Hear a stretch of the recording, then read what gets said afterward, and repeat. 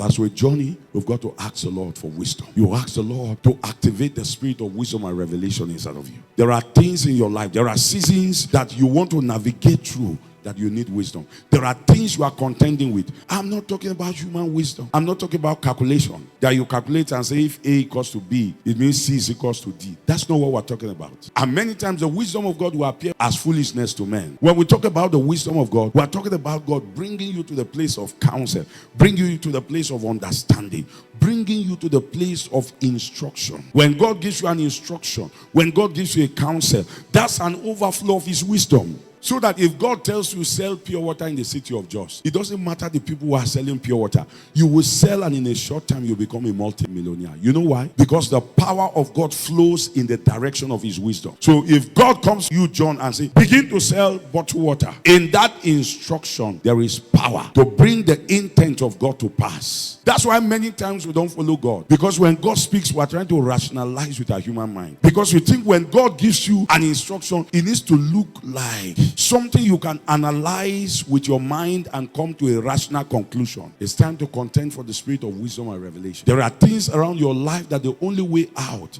is by the speakings of God. It's by the wisdom of God. In that moment of fellowship, in that moment of contemplation and meditation, then the voice of wisdom begins to rise in your spirit. The Bible says you shall hear a voice behind you saying, this is the way, walk therein, and you shall find rest for your soul. How we come into rest, how we come into our inheritance, is that we learn to hearken to the voice of wisdom.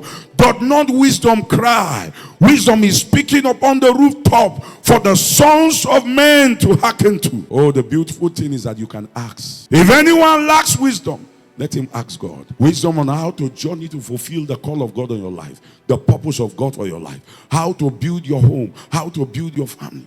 The Bible says true wisdom is a house built, and by knowledge it is established. By understanding are all the chambers and the rooms of the house filled with pleasant things. Proverbs 24. True wisdom is a life built. True knowledge, every area of your life will be beautified. Every area of your life will be established. You will not be succeeding in one area and be failing in another area. It means that you are lacking in wisdom in that area.